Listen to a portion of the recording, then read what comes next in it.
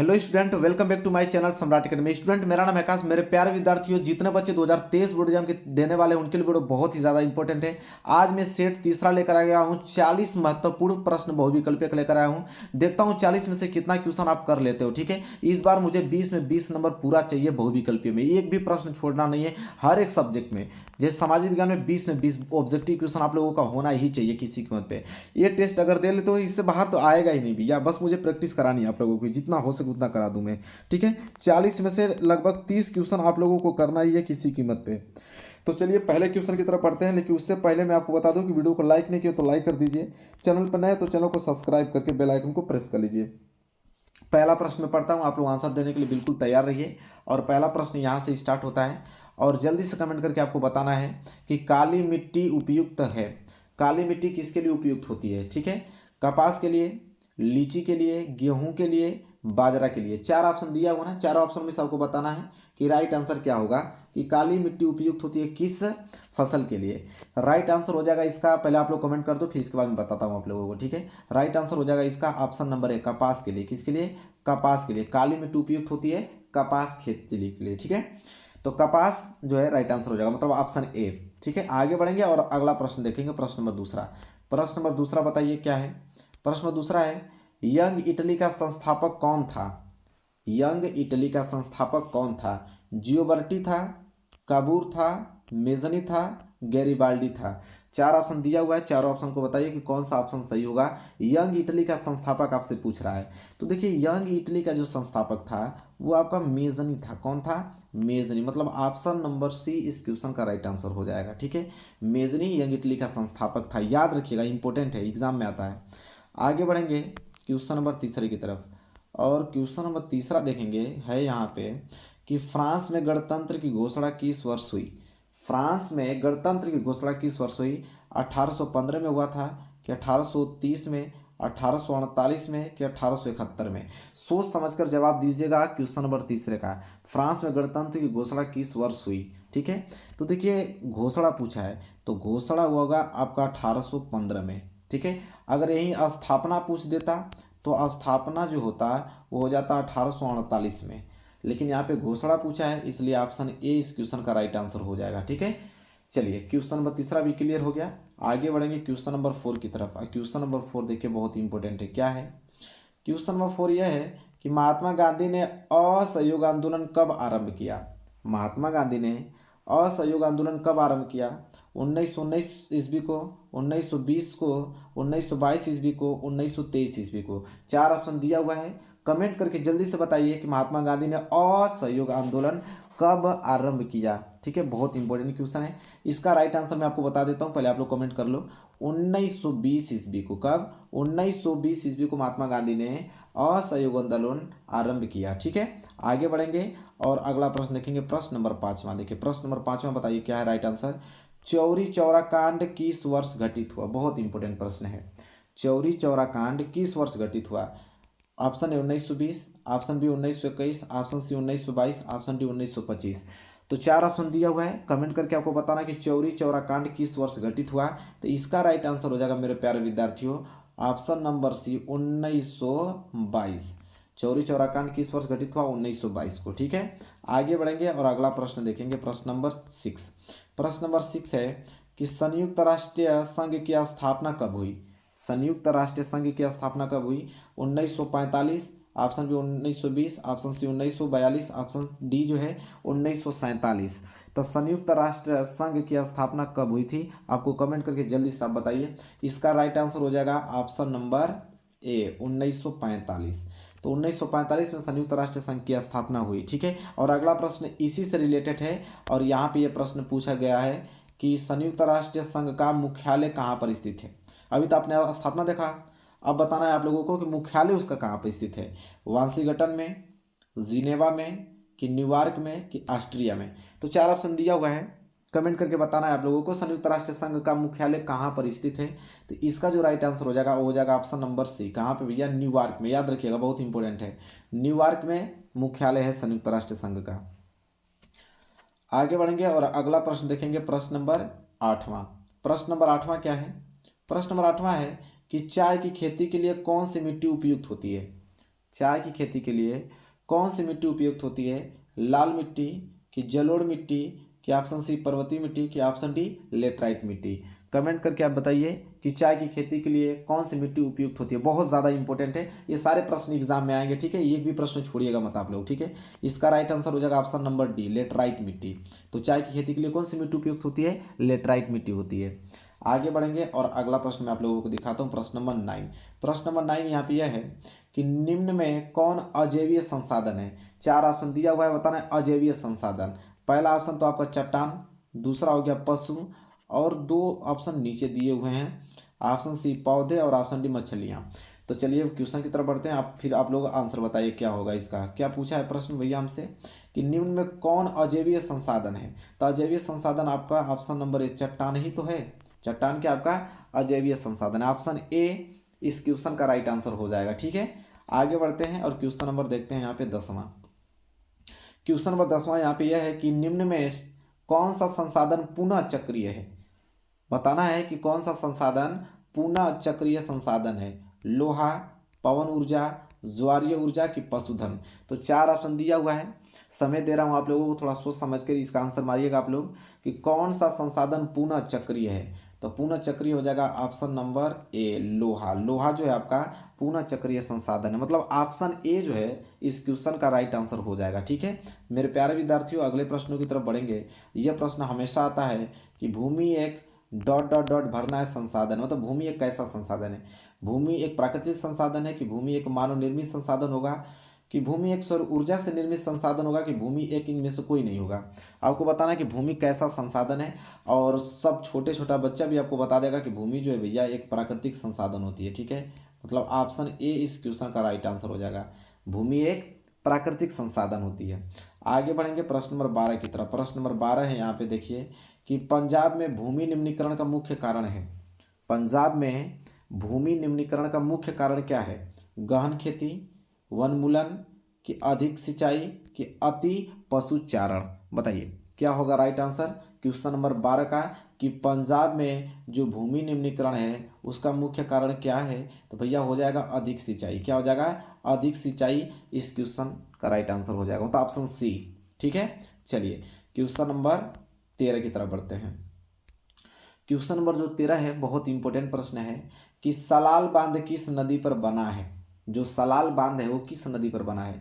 महानदी पे कि चिनाब पे, सतलुज नदी पे कि कृष्णा नदी पे? तो 4 ऑप्शन आपके पास है और कमेंट करके हमें बताइए कि सलाल बांध किस नदी पर बना है। तो मेरे प्यारे विद्यार्थियों सलाल जो बांध है वो किस नदी पर बना है? तो चिनाब नदी पे, मतलब ऑप्शन बी जो है इस क्वेश्चन का क्या हो जाएगा? राइट आंसर हो जाएगा। चिनाब नदी पे आप लोगों का सलाल बांध बना हुआ है, ठीक है। आगे बढ़ते हैं क्वेश्चन नंबर 14 की तरफ। क्या है? विश्व में सर्वाधिक वर्षा किस स्थान पर होती है? पूरे वर्ल्ड की बात कर रहा है, पूरे वर्ल्ड में सबसे ज्यादा वर्षा किस स्थान पर होती है? ऑप्शन में पढ़ के सुनाता हूँ, अब कमेंट कीजिए आप लोग। मासिनराम में कि चेन्नई में कि व्लादिवोस्टॉक में कि न्यूयॉर्क में? बताइए पूरे विश्व में सबसे सर्वाधिक वर्षा कहाँ पर होती है? ऑप्शन आपके सामने है और कमेंट करके जल्दी से आप बताइए। तो इसका राइट आंसर हो जाएगा मासिनराम में, ठीक है। क्या हो जाएगा? मासिनराम में सबसे सर्वाधिक वर्षा होती है, ठीक है। ऑप्शन ए क्वेश्चन का राइट आंसर हो जाएगा, ठीक है। आगे बढ़ते हैं क्वेश्चन नंबर 15। क्वेश्चन नंबर 15 यहाँ पे यह है कि निम्न में से कौन सा रेशेदार फसल है? 4 ऑप्शन दिया हुआ है, रेशेदार फसल बताना है। ऑप्शन ए कपास होगा कि ऑप्शन बी जूट होगा, ऑप्शन सी प्राकृतिक रेशम होगा कि ऑप्शन डी इनमें से सभी होगा? बताना है कि कौन से रेशेदार फसल हैं। सब लोग बताएंगे भैया कि इनमें से सभी। कपास भी तो आपका रेशेदार ही होता है, जूट भी होता है, प्राकृतिक रेशम भी होता है, इसलिए इसका जो राइट आंसर हो जाएगा ऑप्शन नंबर डी, इनमें से सभी जो हैं सब रेशेदार फसल हैं, ठीक है। आगे बढ़ते हैं प्रश्न नंबर 16 की तरफ। प्रश्न नंबर 16 है निम्नलिखित में से कौन सी रबी की फसल है? 4 ऑप्शन दिया हुआ है, पूछ रहा है कि रबी की फसल कौन है? धान है, बाजरा है, गेहूं है कि मक्का है? तो 4 ऑप्शन आपके सामने मैंने पढ़ दिया, कमेंट करके आप बताइए कि कौन सी रबी की फसल है, ठीक है, इन चारों ऑप्शनों में से। तो वेरी वेरी मोस्ट इंपोर्टेंट ये क्वेश्चन है। सीधे क्लिक करेंगे गेहूं, भैया गेहूं ही तो होती है रबी की फसल, तो गेहूं क्या इसमें से रबी की फसल है। आगे बढ़ेंगे और अगला प्रश्न देखेंगे, प्रश्न नंबर 17। अब देखिए बहुत इंपॉर्टेंट ये प्रश्न नंबर 17 है। यहाँ से आपसे पूछ लिया कि भूदान जो आंदोलन है किसके द्वारा आरंभ किया गया? तो भूदान आंदोलन किसके द्वारा आरंभ किया गया? ऑप्शन ए महात्मा गांधी के द्वारा, जवाहरलाल नेहरू के द्वारा, विनोबा भावे के द्वारा कि इंदिरा गांधी के द्वारा? तो 4 ऑप्शन दिया हुआ है, आपको बता देना है कि भूदान जो आंदोलन है किसके द्वारा आरंभ किया गया? तो भैया इसका राइट आंसर हो जाएगा विनोबा भावे, क्योंकि विनोबा भावे ने ही भूदान आंदोलन आरंभ किया था। मतलब ऑप्शन सी इस क्वेश्चन का राइट आंसर हो जाएगा। ठीक है मेरे प्यारे विद्यार्थियों, आगे बढ़ते हैं क्वेश्चन नंबर 18 की तरफ। कोरबा प्रसिद्ध है, बहुत ही ज़्यादा इंपॉर्टेंट ये क्वेश्चन है। कोरबा प्रसिद्ध है प्राकृतिक रेशम के लिए, कोयले के लिए, कि सौर ऊर्जा के लिए? एक ऑप्शन और छिपा हुआ उसको दिखा देता हूँ यहाँ पे, बॉक्साइट के लिए। तो बताइए क्या है राइट आंसर क्वेश्चन नंबर 18 के। एक बार फिर क्वेश्चन को पढ़ूंगा कि कोरबा प्रसिद्ध है किसके लिए? तो देखिए मेरे प्यारे विद्यार्थी, कोरबा मतलब कोयला। ठीक है, मतलब कोरबा किसके लिए प्रसिद्ध है? कोयले के लिए प्रसिद्ध है, इस तरह याद कर सकते हो। तो 18 का बी जो है राइट आंसर हो जाएगा। ठीक है, इसी के साथ आगे बढ़ेंगे। अगला प्रश्न तो और बेहतरीन है कि मुंबई हाई प्रसिद्ध है। जो मुंबई है हाई प्रसिद्ध है, तो मुंबई हाई प्रसिद्ध है किसके लिए? ऑप्शन ए तेल शोधक कारखानों के लिए, कि ऑप्शन बी फिल्मी सिटी के लिए, option C gateway of India के लिए, ऑप्शन डी उपयुक्त में से कोई नहीं। बताइए, चार ऑप्शन आपके पास है, कमेंट करके बताना है आपको कि मुंबई हाई प्रसिद्ध है किसके लिए। तो मेरे प्यारे विद्यार्थियों, सब लोग पहले कमेंट आप लोग कर लो, मैं बताता हूँ। तो मुंबई हाई जो प्रसिद्ध है वो ऑप्शन ए किसके लिए? तेल शोधक कारखानों मतलब पेट्रोलियम के लिए प्रसिद्ध है। ऑप्शन ए इस क्वेश्चन का राइट आंसर हो जाएगा। ठीक है, ऑप्शन ए। आगे बढ़ते हैं और अगले प्रश्न देखेंगे। प्रश्न नंबर 20वां। प्रश्न नंबर 20वां कि निम्नलिखित में से किस वस्तु का निर्यातक भारत नहीं है? मतलब कौन सा वस्तु का भारत निर्यातक नहीं करता है? कॉफी का, उर्वरक का, तंबाकू का, चाय का? चार ऑप्शन दिया हुआ है, कमेंट करके आपको बताना है कि निम्नलिखित में से किस वस्तु का निर्यातक भारत नहीं है। तो मेरे प्यारे विद्यार्थी, इसका राइट आंसर हो जाएगा ऑप्शन नंबर बी, मतलब उर्वरक। उर्वरक का निर्यातक भारत नहीं है, इसलिए क्वेश्चन नंबर 20वें का जो राइट आंसर हो जाएगा ऑप्शन नंबर बी हो जाएगा। ठीक है, इसी के साथ अगले प्रश्न का आंसर देने के लिए तैयार है। ये तो आंसर आपको आना ही चाहिए कि फ्रांस की क्रांति हुई। फ्रांस की क्रांति कब हुई थी? 1788 में, कि 1789 में, 1790 में, कि 1787 में? जल्दी से कमेंट करके बताइए कि फ्रांस की क्रांति हुई थी। तो भैया देखिए, फ्रांस की जो क्रांति हुआ सबको मालूम है कि 1789 ईस्वी में हुआ था। ठीक है, ऑप्शन बी जो है इस क्वेश्चन का राइट आंसर हो जाएगा। इसी के साथ बढ़ेंगे अगले क्वेश्चन की ओर, और अगला प्रश्न दिखाता हूँ आप लोगों को 22। अब 22 यह है कि जूसेफे मेसनी द्वारा स्थापित गुप्त संगठन था। तो जूसेफे मेसनी द्वारा स्थापित गुप्त संगठन था कौन? ऑप्शन ए यंग इटली था, कि यंग फ्रांस था, कि यंग प्रसा था, कि यंग जर्मनी था? तो चार ऑप्शन मैंने पढ़ दिया और कमेंट करके आपको बताना है कि क्या होगा राइट आंसर क्वेश्चन नंबर 22 का, कि जूसेफे मेसनी द्वारा स्थापित गुप्त संगठन था कौन? तो हो जाएगा भैया यंग इटली। यंग इटली था गुप्त संगठन जूसेफे मेसनी द्वारा स्थापित। आगे बढ़ेंगे और क्वेश्चन नंबर 23 की तरफ। क्वेश्चन नंबर 23 बहुत इंपॉर्टेंट प्रश्न है कि असहयोग आंदोलन का मुख्य कारण क्या था? जो असहयोग आंदोलन महात्मा गांधी ने चलाए थे तो उसका मुख्य कारण क्या था? Option A Rowlatt act, option B प्रथम विश्व युद्ध, ऑप्शन सी खिलाफत आंदोलन, ऑप्शन डी प्रथम विश्व युद्ध। तो ये प्रथम नहीं, यहाँ पे द्वितीय विश्व युद्ध डाल लीजिएगा। ठीक है, तो आप बताइए कि असहयोग आंदोलन का मुख्य कारण क्या था? तो इसका जो राइट आंसर हो जाएगा वो हो जाएगा आप लोगों का ऑप्शन सी, मतलब खिलाफत आंदोलन। खिलाफत आंदोलन ही असहयोग आंदोलन का मुख्य कारण था। तो 23 का सी जो है राइट आंसर हो जाएगा। अगला प्रश्न मैं दिखाता हूँ, जल्दी से कमेंट करने के लिए बिल्कुल तैयार रहिए आप लोग, एकदम अच्छा। ये तो नॉर्मल क्वेश्चन है, सब लोग इसका आंसर सही दोगे, मुझे मालूम है, 100% मालूम है कि हिंद स्वराज पुस्तक के लेखक हैं। तो हिंद स्वराज पुस्तक के लेखक कौन है? सरदार पटेल, बाल गंगाधर तिलक, महात्मा गांधी, सुभाष चंद्र बोस? तो चार ऑप्शन दिया हुआ है, कमेंट जल्दी से करके बताइए कि हिंद स्वराज पुस्तक के लेखक कौन है। सब लोग ट्रिक करेंगे महात्मा गांधी पे, क्योंकि महात्मा गांधी की तो पुस्तक है हिंद स्वराज।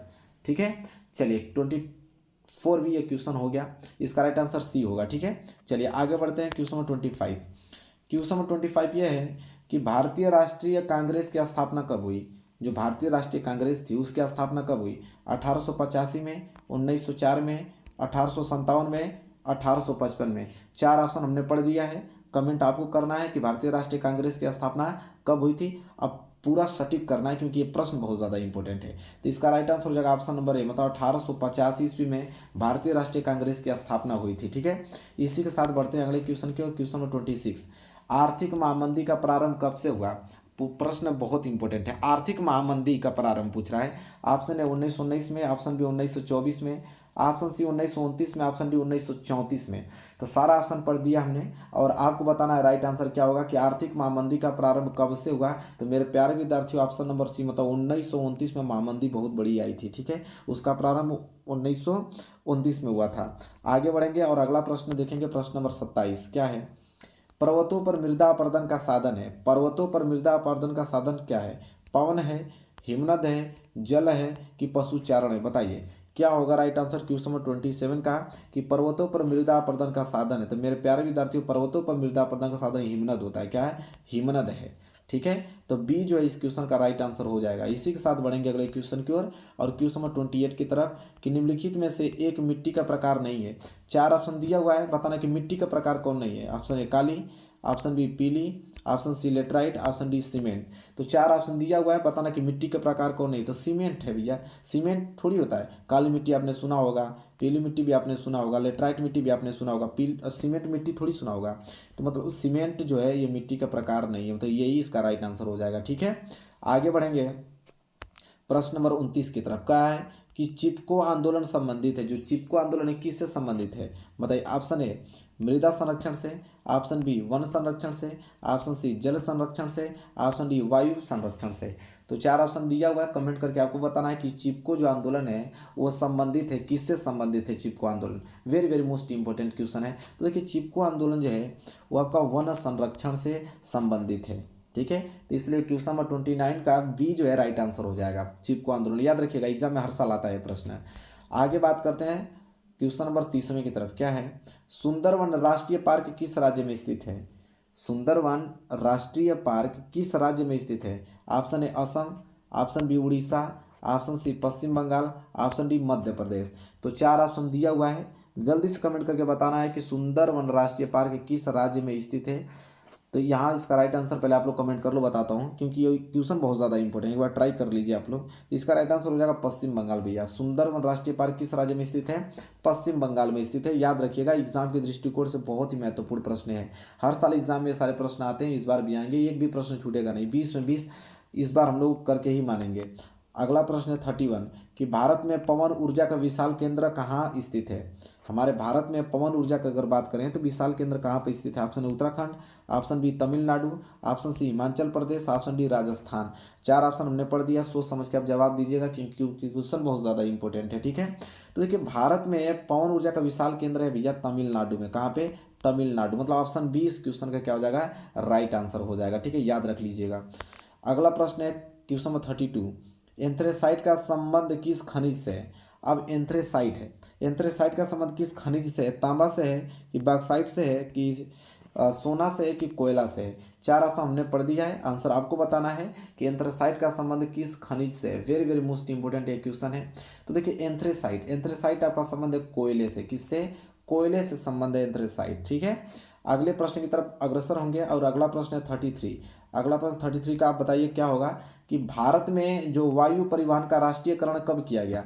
भारत में वायु परिवहन का राष्ट्रीयकरण कब किया गया? Option A 1950, option B 1953, option C 1960, option D 1998। तो कमेंट करके बताइए कि भारत में वायु परिवहन का जो राष्ट्रीयकरण है कब किया गया। ठीक है, तो बहुत इंपॉर्टेंट है, इसका राइट आंसर हो जाएगा ऑप्शन नंबर बी, मतलब 1953 में किया गया। इसको याद रखिएगा, बहुत इंपॉर्टेंट है। अगले प्रश्न की तरफ बढ़ेंगे और अगला प्रश्न है आपका 34। क्या है कि पश्चिमी रेलवे का मुख्यालय स्थित है? पश्चिमी रेलवे का जो मुख्यालय वो स्थित है, ऑप्शन ए दिल्ली में, ऑप्शन बी कोलकाता में, ऑप्शन सी मुंबई में, ऑप्शन डी अमृतसर में। तो 4 ऑप्शन दिया है। अब पूछ रहा है कि पश्चिमी रेलवे का मुख्यालय कहाँ पे स्थित है? बहुत इंपॉर्टेंट क्वेश्चन है, इसका जवाब आना ही चाहिए। तो मुंबई में स्थित है भैया। कहाँ पे? मुंबई में। पश्चिमी रेलवे का मुख्यालय कहाँ पे स्थित है? मुंबई में। याद रखिएगा। ठीक है मेरे प्यारे विद्यार्थियों, अगले प्रश्न की तरफ बढ़ेंगे। अगला प्रश्न 35, श्रीलंका में निम्नलिखित में से कौन सा बहुसंख्यक वर्ग है? आपको बताना है चारों में से कि श्रीलंका में चारों ऑप्शन में से कौन सा बहुसंख्यक वर्ग है। ऑप्शन ए तमिल होगा, ऑप्शन बी ईसाई की, ऑप्शन सी सिन्नली, ऑप्शन डी मुस्लिम।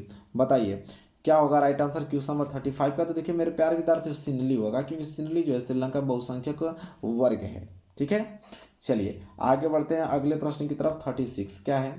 संविधान के अनुसार भारत की राजभाषा है। तो ये तो नॉर्मल क्वेश्चन है, सब लोग आंसर इसका सही दोगे कि अगर संविधान के बारे में बात करें तो संविधान के अनुसार भारत का जो राजभाषा है वो क्या है? ऑप्शन ए हिंदी होगा, option B Urdu, option C Sanskrit के, ऑप्शन डी अंग्रेजी। तो सबको आंसर मालूम होना चाहिए कि भैया हिंदी तो ही होगा, हिंदी तो राजभाषा है हमारी भारत की। अगले तरफ बढ़ेंगे और अगला प्रश्न देखेंगे, प्रश्न नंबर 37। प्रश्न नंबर 37 क्या है? निम्नलिखित में से कौन सा भारत का संघीय राज्य नहीं है? 4 ऑप्शन दिया हुआ है, संघीय राज्य नहीं है भारत का। Option A Uttar Pradesh, option B Maharashtra, option C Punjab, option D Delhi. तो 4 ऑप्शन दिया हुआ, बताना है कि भारत का संघीय राज्य नहीं है। तो भाई दिल्ली संघीय राज्य थोड़ी है, दिल्ली राज्य थोड़ी है। ठीक है, तो कौन सा भारत का संघीय राज्य नहीं है? दिल्ली। ऑप्शन डी जो है इस क्वेश्चन का राइट आंसर हो जाएगा, याद रखिएगा, बहुत अच्छा प्रश्न है। अगला बात करें तो भारत में पंचायती राज की स्थापना हुई थी, बहुत इंपॉर्टेंट प्रश्न है, ठीक है। तो भारत में पंचायती राज की स्थापना कब होती है? 1980, 1990, 1992, 2004 में। तो भारत में पंचायती राज की स्थापना कब की गई? जल्दी से कमेंट करके आप हमें बताइए 38 का राइट आंसर क्या होगा। तो इसका हो जाएगा भैया 1992 में, ठीक है। भारत में पंचायती राज की स्थापना कब हुई? 1992 में, याद रखिएगा, बहुत इंपॉर्टेंट है। अगले प्रश्न की तरफ बढ़ेंगे और प्रश्न नंबर है आपका 39। काले दस्ताने और बंद मुठियाँ किसकी प्रतीक थीं?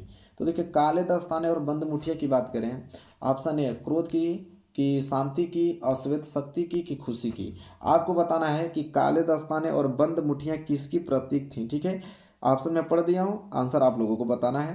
तो इसका राइट आंसर हो जाएगा अश्वेत शक्ति की, क्योंकि प्रश्न बहुत ज़्यादा इंपॉर्टेंट है। इतना बता दूँ आप लोगों को, ये प्रश्न बहुत बार एग्जाम में आ चुका है कि काले दस्ताने और बंद मुठिया, 2022 में तो बहुत बार पूछा गया था, अश्वेत शक्ति की, ठीक है। आगे बढ़ेंगे, क्वेश्चन नंबर 40 जो कि लास्ट क्वेश्चन है, 40वां, कि नेपाल में लोकतंत्र की स्थापना हुआ? नेपाल में लोकतंत्र की स्थापना हुआ, ऑप्शन ए 2005 में, ऑप्शन बी 2006 में, ऑप्शन सी 2008 में, और ऑप्शन डी 2015 में। तो जल्दी से कमेंट करके बताइए कि नेपाल में लोकतंत्र की स्थापना हुई थी, कब हुई थी, ठीक है। तो इसका जो राइट आंसर हो जाएगा मेरे प्यारे विद्यार्थी, पहले आप लोग कमेंट कर लो, इसका राइट आंसर होगा 2008 में। तो नेपाल में लोकतंत्र की स्थापना 2008 में हुआ था। तो देखिए जैसा कि सभी लोग जानते हैं 40 महत्वपूर्ण प्रश्न हमने कराया, 40 में से कितना क्वेश्चन सही है जरूर से हमें कमेंट करके बताइए। 30 नंबर अगर आपने ला दिया तो टॉपर की लिस्ट में हो जाएंगे, मतलब 20 में 20 क्वेश्चन आप एग्जाम में करके आओगे, मेरी गारंटी है, ठीक है। तो मेरे प्यारे विद्यार्थी, वीडियो को लाइक जरूर करना है आप लोगों को, वीडियो को शेयर भी करना है और सब्सक्राइब तो करना ही है आप लोगों को, ठीक है। हर एक सब्जेक्ट की डेली वीडियो आएगी, टेंशन लेने की बिल्कुल जरूरत नहीं है। डेली आप वीडियो देखो, जितना क्वेश्चन बताया जाए सारे क्वेश्चन को रिवाइज करो, सारे के सारे क्वेश्चन याद हो जाएंगे, एग्जाम में बहुत अच्छे मार्क्स लेकर आओगे। तो मिलेंगे नेक्स्ट वीडियो में, तब तक के लिए धन्यवाद।